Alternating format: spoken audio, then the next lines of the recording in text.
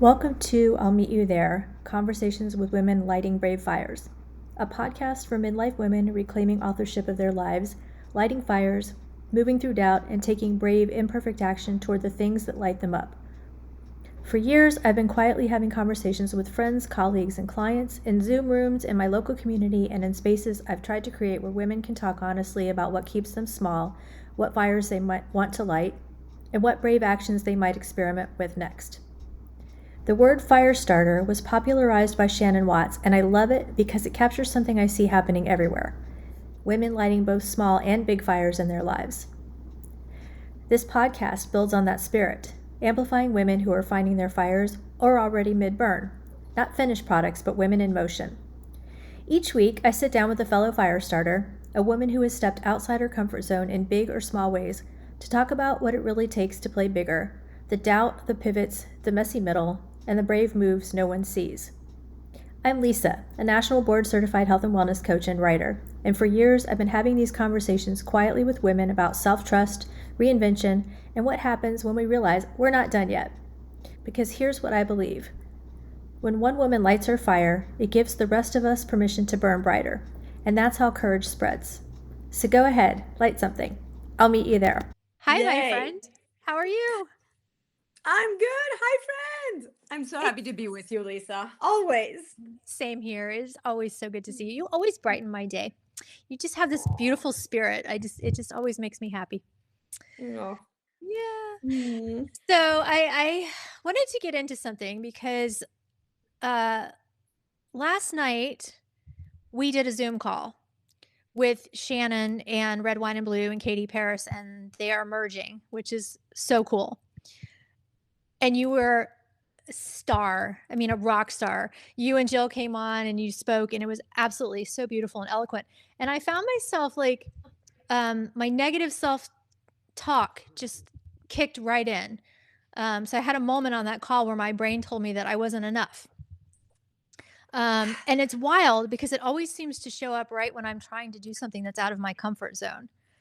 And so I thought it would be interesting to talk about negative self-talk because I think this holds so many of us back. But before we start on that subject, let's do our fast five so we can start out in a good space. You good with that? Okay. And I have so many things to say to you after you introduce the subject. So, I wonder if I okay. should introduce the subject after the fast five next time. Let's see. Yeah. Okay, Maybe. let's go with the fast five. I'm ready All for right. you. Oh my God, this gives me anxiety. Go. Oh no, we don't want that. This is supposed to be fun. Okay, yes, it's fun. Okay, good. But I'm also a good student. I want good responses. Ah, okay. You're a high achiever. I get Yep. it. Okay, go for it. Okay. Rule breaker or rule follower? Oh, rule breaker. Oh, yeah. Hell yeah. Yeah. Well, hold on. No, I'm a Depends. mom now, so I have to be responsible. Hold on. Okay, this is a very, if you want to answer a real answer from me, um I like to follow what is fair and just. Okay? So we live in a world where the rules as we know them are no longer fair and just. So this is where when I think that the rules are not in a way that moves the needle for the values I believe in, I will break them. But however, like kids, we should follow the rules of society. Otherwise, it would be chaos. So it's a big question. Like, that's supposed to be the last one. Yeah, but, but that is the most brilliant answer. I mean, like, Okay. it's like you said, it's like some of these rules are BS to begin with, and they're not fair or just for so many people. And that's when I think it's perfectly respectable to not follow them. So Okay. that was a But perfect answer. I don't want my kids to hear this. Yeah. So that's But you said, I mean, this is a society we live in, and we need to follow some rules, or there would just be utter chaos all the time. Like yeah. rules that are fair to everybody. That seems Yeah, fair. exactly. Exactly. Okay. Yeah. Text or call? Uh so call 100% because now my text. So I switched to a flip phone. I Oh, mentioned that. So I switched to a flip phone. Did I mention that? I Okay, think a it's while yeah. ago, yeah. Okay. So now my texts, I respond to them on Google Voice. So the number you have when you text me, it's Google Voice. It goes to my computer and I respond on my computer. And Oh. I don't want to be texting when I'm out. I like when I'm out, I don't want to text. And with a flip phone, it's impossible to text because you have to tap 3 times to get the letter. So yeah. I love that. I love that. Yeah, that's so interesting because I used to be more of a call person and now I'm more of a text. I think it just depends on who I'm talking to. Mhm. Um, yeah. I think So yeah, I no, love go the continue. idea of not being on text all the time though, because it's kind of like social media. It's kind of like it Yeah. consumes too much of our time. Yeah. Yeah, exactly. And I feel like sometimes it's just not real connection. It's like a crumb of a connection, and yeah, so I like intentional connection and I prefer to talk for that. Yeah. So hold on, because you responded to number 2, but you didn't respond to number 1. So, rule breaker or rule follower, Lisa? Again, I think it's what you said. It's the context, right? Like, what is a rule? Is the rule you're supposed to have kids? Then I'm a rule breaker because I'm like, Yeah. screw that. You don't get to tell me what to do with Yeah. my body. Right. Yep. But if it's like there's a stop sign in front of me, yeah, I'm going to stop at the stop sign because I don't want to hurt Yes. anybody and I don't want to get my hurt myself. So Yeah. it really depends on the context. And I love what you said about it. And I agree with that 100%. I thought that was just beautiful. Okay. Yeah. Sweet or salty? Sweet. Do Yeah. you like you like dark chocolate, I know, because I remember you had those raspberry. Oh, it's different. Yeah. This Almond is pretzels. Last time another it was raspberry. yeah. Oh, wait, what's the I brand? feel bad. I'm like an ad for Trader Joe's snacks. So they don't have the raspberry. They're limited edition. So this Oh, is like the no. normal Dark and chocolate and bar. of Oh. course my dog. Okay, now that you said that, I have to have a bite. Oh, I Oh, wish I had those. Those look so oh good. I my love God. dark chocolate and sea salt It's so together. good. Oh, No, Ruby, that's not for you. That's poison for you, yeah, girl. exactly. Mm-hmm. Um, okay. You. When No, do no, you you have to answer while I'm true. Sweet or salty? Oh, I'm sweet. Yes, I'm definitely Mm, sweet. I love dark mm, chocolate for sure. Yeah. mm. There's a place we order from every year in New York City that has the best chocolate. Some guys that I work for sent me some like 20 years Mm. ago, and now I can't live without it. So we order it like 2 or 3 times a year. It's just my favorite dark chocolate in the Oh, world. Yeah. oh my God. Yeah. Sounds amazing. When do you feel most confident? Um, um, in when I'm connecting with friends,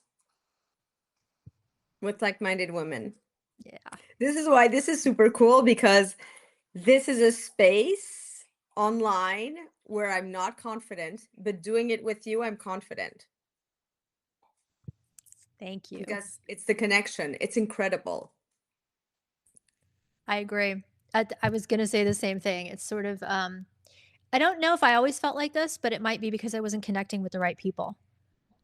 Um, because the older I Mm, get and the more I find people who are so like-minded, when you're younger, it's proximity. yeah, You're sort of like, these are your high school friends, but you're all awkward and nobody's really that close. yeah. Maybe some people are, I don't know, but I always felt like a little, I was a highly sensitive person. And so Mm, Um, it was hard for me, and I always had to pretend like I was faking it around my friends and not really being mm, my full self. But the older I get, the more I'm like, but if you are your full self, then you attract the right people who like the way you are, just the way you are. So you don't have to fake it. Um, yep. and so my whole life has changed because I found those people. Yeah. Mm, I like Yeah. that. Um, when when does your inner critic get the loudest? Hmm. Parenting my kids. Really? What does she Yeah. say to you? So I think that's the hardest thing I do on a daily basis because so listen, I'm passionate about parenting. I read books, I want to understand my kids, their psyche, why they're struggling, why they are who they are, and I want to be a good mom. And I fail every day because you cannot be perfect. You cannot, there's no perfect parenting. There's no perfect response in the moment. So, if there's like a fit or a whatever, or whatever kind of, dysregulation, um, I'd love to have the perfect answer, but I don't. I try. That's why I know I'm a good mom. So now I have that confidence to know I'm a good mom because I really, really try. However, like, oh, shoot, I yelled at my kid. Oh, I snapped, or, um, whatever. My inner critic is always there. And sometimes it helps me improve, but it's like it's so hard. And that's those moments where my inner critic has made me cry like so much. Because you didn't get it perfect. Yeah. Yeah. And I can't. Like I really can't. It's not, you I mean, cannot. right, and that's such an interesting dichotomy, right? Because it's like, I know I can't get it perfect, and yet I'm still, for some reason, striving for perfection. Yeah. Yeah. Oh yeah. That's absolutely. That's Because so I do interesting. everything. I talk to other parents, again, read the book, look at the videos, and talk to therapists and like everything. Yet, like, failure is part of parenting. And Yeah, I yeah. would imagine. Yeah, and I mean, I think maybe that's why, because you think, "I have read everything." And, this is interesting because it kind of it leads into, confidence and that self-talk that we have, um, because we think if we have all the answers, we should be able to go out and implement them and get them just right. And the real world doesn't work like that. Like, as a coach, you know that we have to sit in the messy middle and the muck and the crap with clients and not try to solve the problem or the Yeah. issue. We have to sit there and let them figure it out. Yeah. But then it's really hard for us to do that for ourselves. Yeah.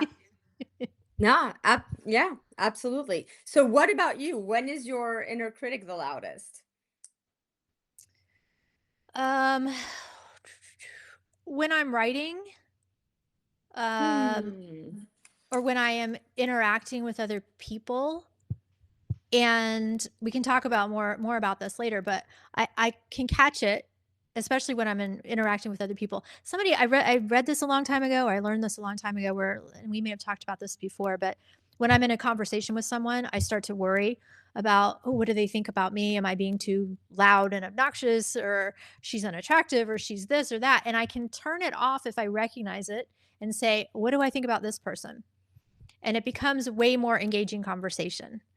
Like, I'm way more present then. I can shut down that self-talk, that negative self-talk, and just say, Hmm. just be present with this person and see what comes out of it, right? So I Yeah. can turn it off. I can turn it off more of these. But I would say, Yeah. yeah, I'm usually more when I'm interacting with people and trying to, I don't know, put on a face. I don't know why. I mean, at this age, I don't know why I care, but it's still there. Mm.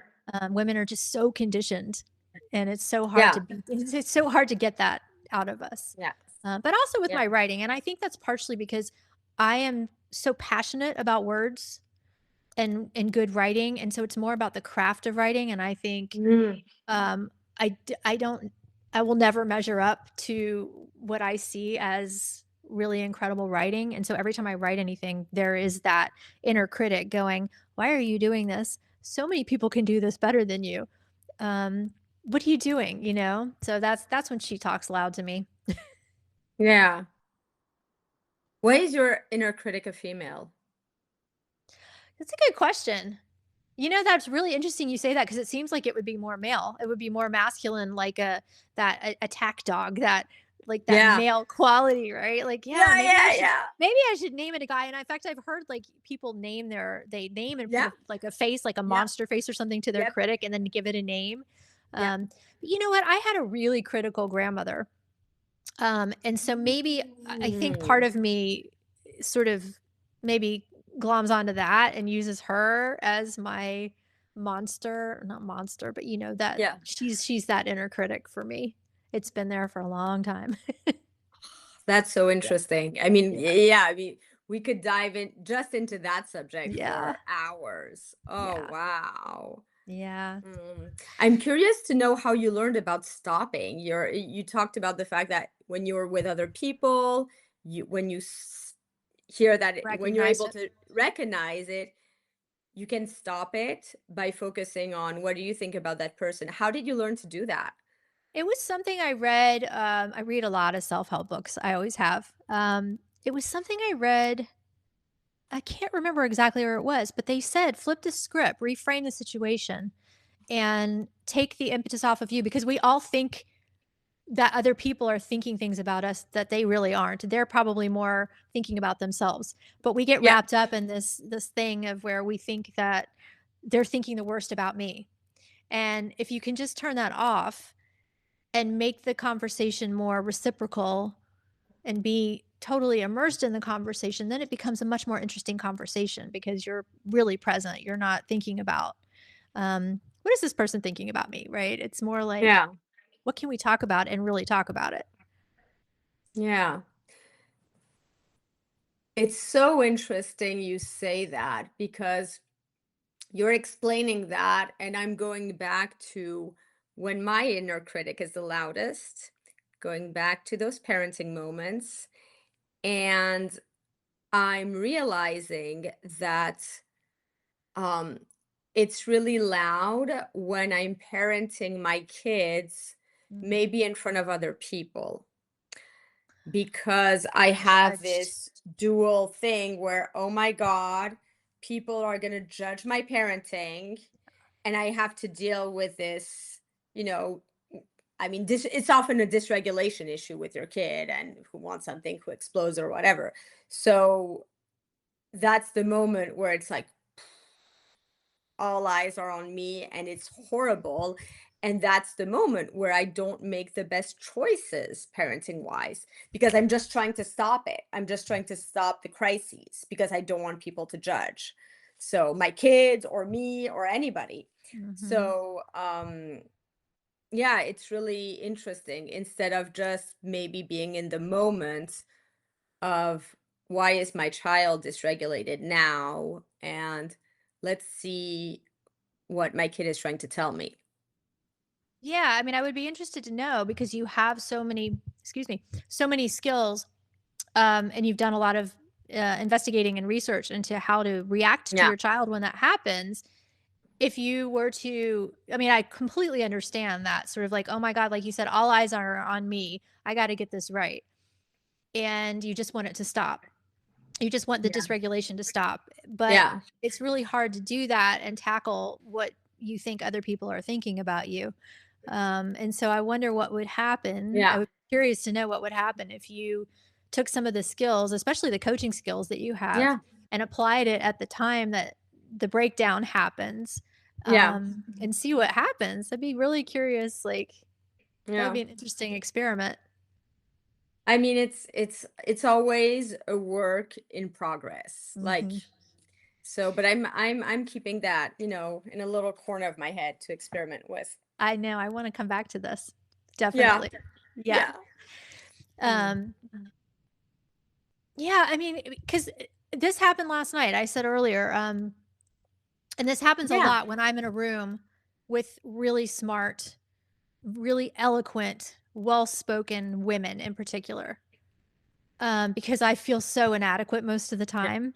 And so when I'm in a room like that, it just really brings home how inadequate I feel. So, It, yeah, go no, ahead. go ahead. Sorry. No, go ahead. So I want You're to first. ask you about last night. Can Yeah. you like describe that moment because you were listening in and you know, as a listener, what made you have that negative self-talk. It's so interesting because if that had been a conversation that I wasn't completely invested in, Mhm. and I was just in the room listening to the conversation, I would be like, "Oh, wow, this is really interesting and fun and cool." But I'm really invested in what they're doing and what you guys are all doing. And when you guys are all speaking, it's so like I said, it's so eloquent and uplifting and motivating, and you're all so well spoken. And I sit here and I think, I am nowhere on par with us. And I don't it's not about competing. It's not about scarce resources. It's just I think I don't know. We all get stuck in this idea of or how we see ourselves as not measuring up. You know what I mean? Yeah. Yeah, I'm really curious because all the things you're saying, like, oh my God, this woman is so smart, so well spoken, and all of that, that's what I have always thought about you in rooms when we have our group meetings, and the way you're also facilitating and all the things you're saying, those are the qualities you have. So I'm wondering when you put yourself, you know what I'm thinking about? I'm thinking about there's okay, the wonderful Brene Brown, one of her Love books her. is Atlas of the Heart. Yep, read You, it. yeah. So and she like defines, all of these like emotions and all of that. And she has the one of all of that, like talk about eloquence. And there's one point where she talks about comparison. Mhm. And and I'd love to take the book and read it now and talk about this because I remember really being struck by, oh my God, comparison is something that like women do and we think about, and especially in the age of social media and all of that. It's a poison. Oh, yeah. No question. It is toxic. And I think it's so much of why we hold ourselves back. Yeah. Because and I do this too, but because I've been through coaching for so long, I can kind of do it on myself as well. I can stop myself in the moment and go, Okay, instead of worrying about comparing yourself, why don't you just like Yeah. really enjoy the conversation, immerse yourself in the conversation and figure out what it is that you're comparing yourself to and why? Um, because you can always grow and get better. And that's what I should be focusing on. Yeah. Is taking it's like when people get jealous of other people. It's people see jealousy as so bad, but I see it more as a what is that telling me about myself? It's the same thing in a situation like this. Now, I usually just use Mm.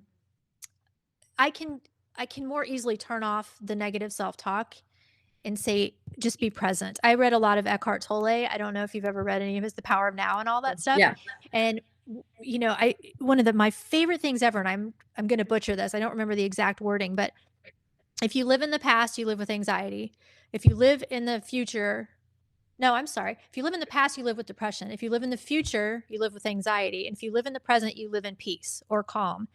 And so Mm. when I can remind myself to live in the moment and I'm fully in the moment, I am at peace and I'm calm and I'm really Mm. invested in what was happening. So I could shut it down last night. Um, but it's so interesting that even though we know these things about ourselves, why does this keep showing up? Why does this negative self-talk keep showing up and in those weird moments that you've been through before and it still shows up? I mean, Or does it even matter? I well, I think the why, and it's funny because we talked about this very briefly, like before we started this, the why, and the thing I didn't want to like, the why could be our past, our story. You briefly Mm, talked about your grandmother who was very critical. Like, again, we're not therapists at all. We cannot go on that path, but I think we all have our whys as to, you know, why the negative self-talk is there. I think that's individual, especially in fields where, you shouldn't have. it's like mind-blowing to me that you have negative self-talk on um in spaces where you really, you know, you should be there, you're there, you're like, I I don't know what to tell you, Lisa. You're an extraordinary coach and facilitator and all of that. You have all those qualities. It's very, very generous of you to say. I think that, It what is happens with, true. well, I guess I don't see that, but I think the reason I don't see this, and I think a lot of people might say the same thing, is we don't see our strengths a lot of the time. And that's why we go to coaching, right? Yeah. Because we don't Yeah. see our own strengths. Sometimes we need to have them pointed out to us. But it is innate for me to want to be inclusive. It is innate for me to try to create spaces for women where they feel comfortable and safe. It doesn't feel special to me. It doesn't feel like, maybe it feels special to you or to somebody who's not used to being in those rooms. But to me, it's part of my genetic makeup. It's part of who I am. And so I guess I don't see it as special. And I think that's probably what a lot of women think, that their Yeah. natural talent was the big Yeah. deal. It's something I Yeah. already know how to do. It's not Yeah. any big deal. But to somebody else, it might be a big deal. Yeah. And I think that's true because I have been like, I don't like doing that, but whatever, complimented for, oh my God, your enthusiasm and you bring that in the room and your excitement. Da, da, da. I'm like, yeah, that's just my goofy self. Like that is me, just me being comfortable. That's it. Hmm. Yep. So it is not something I've worked for. It is not a Right. skill I have acquired, you know. So maybe the answer, it's just self-love, loving who we are as we are, and seeing, what we, not what we can work on, but what we can do with who we are. you Yeah. know what can I produce, who can I serve, you Yeah. know and that's it. Yeah. And I think self awareness for everybody is the key, because before you start to spiral, you can recognize that you're starting to spiral and you can bring yourself back to presence and immersing yourself in what's Yeah. going on around you and that kind of stuff. And I think that's sort of, self awareness is what it kicks everything off, right? Yeah. Yeah. So honestly, because I mentioned it, I really want to grab my Or- Atlas of the Heart book I have it and somewhere read. too. Yeah, yeah. Okay, okay, I'm going on a mission to go get it, Okay. and I'll be right back Okay, because I I can want to pause read this. about comparison, because that also, I'll tell you another aspect as soon as I find it, where it like really polluted my life. Okay. Okay. Like, stay tuned. Okay, here we go. Number 2, places we go when we compare. So there's comparison, admiration, reverence, envy, jealousy, resentment, Schadenfreude, and Freudenfreude. This is so cool. I feel so smart. Let's pull in the book and read. I mean, people should just read the whole chapter. But anyway, here's my definition. So, Brené's definition of comparison: comparison is the crush of conformity from one side and competition from the other. It's trying to simultaneously fit in and stand out. Hmm. Comparison Yeah. says, be like everyone else, but better. Yeah. When we compare, Wow. we want to be the best or have the best of our group. The comparison mandate becomes this crushing paradox: fit in and stand out. It's not be yourself and respect others for being authentic, it's fit in but win. I want to swim the same workout as you and beat you at it. Yeah, that's because Brene swims. It's so interesting. Well, it Like, is interesting because I don't I don't care about winning. I'm not a competitive person.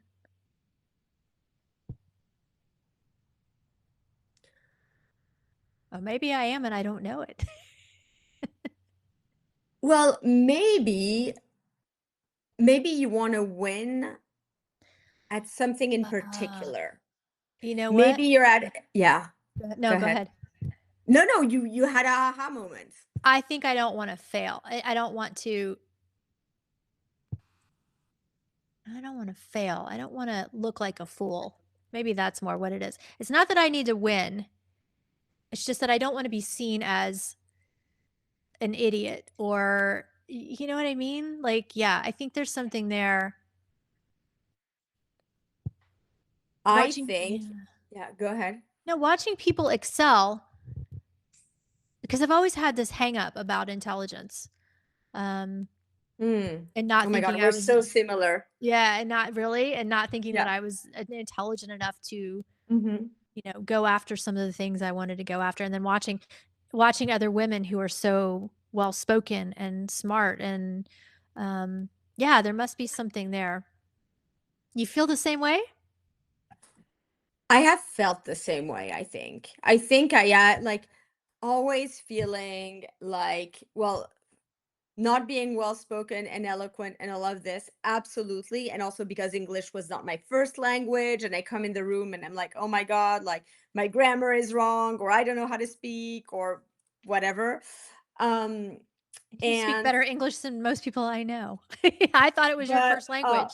yeah, what? I thought it was your first Yeah, language. well, no, and I think that um I mean, okay, I we we have to tell whoever is watching this that we haven't known each other for a long time, yet we clicked immediately. Like really immediately. It was Mhm. instant, and for some reason I felt like I really knew you. And this is where I'm going to launch something like, oh, maybe I know you better than yourself. No, not one of those. But do you really not want to win, or do you not want to admit that you want to win? Like, meaning succeeding in something you're trying right now, and it's so scary to say, I actually want to win this. Yes, but I don't know that I see it as winning. I think I Yeah. see it as just not falling flat on my face. It's more Mm. like, right? Because then what does that do? That proves that you were right all along, right? See, you weren't as smart as you thought you were, or you weren't as smart as these other women, or whatever it is. If you fail, and I'm all about failing because you can't get better and grow if you're not out there trying and failing at things on the one hand, but on the other hand, I do think there is still this like, what is that going to mean or say about me if I go out there and it's not, I'm not saying it perfectly, or I'm not able to um, keep up with the room, It's you going to say know? you're brave. You're just brave. You're Right. just But I fucking think brave for doing. I totally agree with you. But I think there's still something in there for a lot of us um, that those voices are so prominent that it's hard to defeat them. And I'm not saying they can't be defeated because as soon as you recognize it, you can turn it off. You can come up with something like um a question to ask yourself or like sometimes I'll have a client wear like a rubber band Oh if yeah. they're like snacking or something and they don't want to Yeah. snack and they flip this thing Yeah. to remind themselves of why they Yeah. don't feel like snacking or whatever it is. So it's the same thing. Like I can sort of ask myself a question almost immediately that's like, what's going on right for you right now? What is happening? Why are you comparing yourself to these people? Um, and that makes all the difference in the world Hmm. for me. Um, I would be curious to know, what do you do? Well, like my mindset is a little different in the sense that if I want to try something that really scares me, that seems like, it's a stretch, it's a challenge. If if I feel like I really want to do it or it's aligned or all of that, I go for it almost blindly, thinking it's going to succeed, which Mm. doesn't prevent failure. But I'm in the mindset that, oh, this will be success. Rum, let's go. Oh, I love that. And then I just take the lessons, the obstacles, like boom, slap in the face, and learn from them. Because this is where like being in the mindset of not failing is not the same as being in the mindset of I want to succeed. Because I think you're already taming a little bit your actions by doing so. You're Yeah. careful, you know? So I don't know, but those are my thoughts when you said that, because I failed so many times, but now I'm less scared of failure. Yeah. Yeah, and I will say that I didn't come into coaching until I was close to 40 years old. And Same. yeah, and so I didn't start practicing these things because I didn't know that failure was just feedback. It doesn't Yes. really mean anything, and the more you fail, the more it means you're out there trying stuff. And when I Mm. learned that lesson, that's when I started being more comfortable in these kinds of situations, in these rooms with these women and having conversations like this, because I was like, "You can't fail, you can only learn."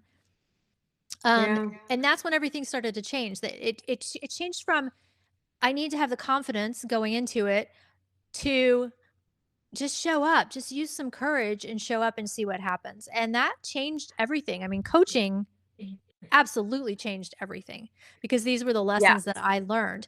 And what happened last night is very infrequent for me now. Um, I just recognized it last night and wanted to sort of say it Yeah. still happens to all of us. Yes. Even when you think you've worked through this stuff, this shit rears its head again and Yeah. again, and you have to be present with it and question it, so that it doesn't stop you from trying new things.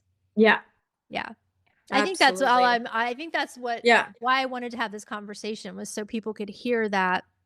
Um, you can I work through love this that. stuff over and over, and it still comes up sometimes. And probably in situations that actually are meaningful to you is when it happens the most, I think, because Hmm. you're invested, right? You really want this to, Yeah. you want to be like this. You aspire Yeah. to be like these women. And that's when it gets the loudest, I think. That's when the inner critic gets the loudest and the self talk gets the nastiest. Um, so it Yeah. does not happen. It happens a lot less frequently for me than it ever did. But I did want to point out that it's still there. Yeah. It's so true what you said. It happens in spaces that are really meaningful to you. And I think that the topic last night and the Zoom and all of that was super meaningful to you. And that's where it showed It up. was. Yeah. Yeah.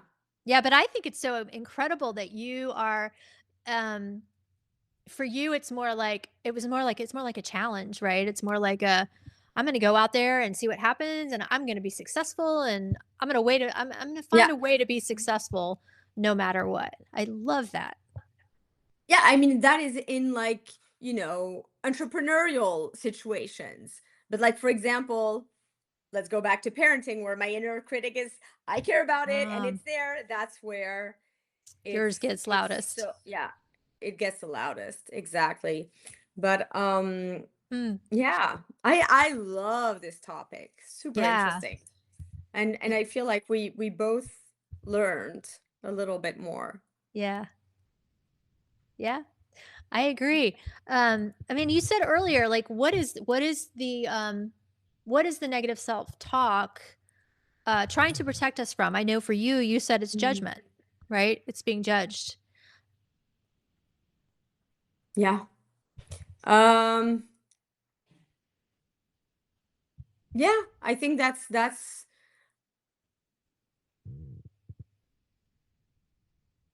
because I don't like being misunderstood. That's one of the things Uh, that hurt me the most, is when the people around me and even strangers, which like I usually don't care about strangers, but I don't like when people like misunderstand my intent. So that like really drives me wild. um yeah. yeah. And I don't know. I mean, there's no one size all fits solution for any of this, right? I think we all respond very differently to, how do we reframe what's happening, or question what's happening in the moment so that we can release it. Yeah. and move on. Because I do think we often get really stuck in these places where we don't necessarily need to be stuck. If we can individually figure out what allows us to get unstuck, then we just have to recall that we have that skill now. Yeah. So for you, it's recognizing it and then basically connecting back with the present. Absolutely. Mhm. Yeah. 100%. Yes. Yeah. And for you? Yeah. Well, I didn't think I had a framework for it. I think I just like, was winging it in a way. And yeah, I didn't have a framework for the negative self-talk. So I sort of like yours. Yeah, reconnect. No, Feel free to try it reconnect. out. Like just reconnect with the present moment, be there. And also it aligns with wanting to be intentional in my life in all aspects of my life. So I think by being intentional with who you're talking to, parenting, and being focused on like this is the moment I'm in right now. Um, I cannot be in two places at once. So Right. if I'm trying to parent while doing something else, I'm not doing anything right. So I'm also learning to really work on my transitions. Um, and yeah, I mean there are so many topics we could talk about, but I like your framework. I'm gonna use it. Yay. And let me know how it works for you. I also Yeah, think learning to trust ourselves and that we have these skills. Sometimes we just forget we have them, right? yeah, You have the skills to manage a dysregulated child. But yep, when you have people around you and this is happening in public and everything's haywire, right? It's a lot yeah, harder to remember that. yeah, It's a lot harder to remember that. yeah. I remember like at some point when my kids were like more toddler age, like I had huge social anxiety just going out. Like I would and I think I even posted on Facebook about it because I like being open and vulnerable about these things so that other moms can relate. But I remember like just not going to some friends' birthday parties, like some kids' birthday parties, because I'm like, oh my God, too crowded. My kid's going to get in trouble, dysregulated. It's going to be too much judgment on me. I'd rather not go. Yeah, it's hard. How do you think you would manage it differently now? Ah,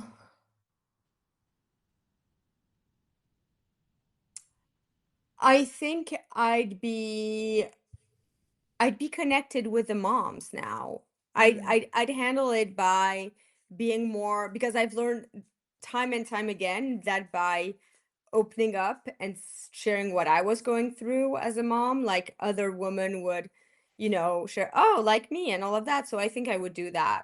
I'd just say, hey, we're coming. Um, and you know yeah, they would have my, empathy or yeah, sympathy because I'm absolutely. sure they've all been through it too. Yes, yes, and that's what has happened. That's what life taught me, and that's why that's also a community I love to work with. And I would say that uh, sometimes we try to go from negative to positive too fast through all of this. Like we think, you know, we go from like, um, I don't have to say I'm amazing. Maybe I can just say, maybe that thought wasn't true. Um, the judgmental Say, thought or yeah. whatever the inner critic thought maybe like it doesn't have to go from from negative to positive because that's a big Mm. leap sometimes. Maybe it goes just to neutral. Like, how do we make this just it was just a thought, that's all it was, I don't have to do anything with it. You know what? It goes back to our previous episode that we didn't air about enough. It's just Yeah, enough. yeah. Maybe what we do is, okay, I don't have to change the world. Maybe what I'm doing now is just enough. Just enough for me, just enough for my loved ones, just enough for my community, you know. Mm. Look at that. Now you have to share episode 2. Yes, I do. Oh. So, okay, so then Oh, to end, maybe we can yeah. I had a question which was, what's one negative thought you could question this week instead of automatically believing? And I'm not saying you have to answer that. I'm saying that maybe Yeah. our listeners, it's something to put on the radar. Like Yeah. when you start hearing the negative self-talk, how can you flip the script and say, I don't automatically have to believe this, and see what happens? Yeah, I like that. I mean, I like that for everyone. I'm not going to answer because I feel like We've done I it. talked a lot. Yeah. We've done it. We've done our share. We've opened up like really on this one. So, but yeah, that's a good one for listeners to think about. I like that, Lisa. All right. Okay. Well, as everyone goes out and tries to light their fire, Agatha and I will meet you there. And we will see Yes. you next time. Until next time. Bye. Bye.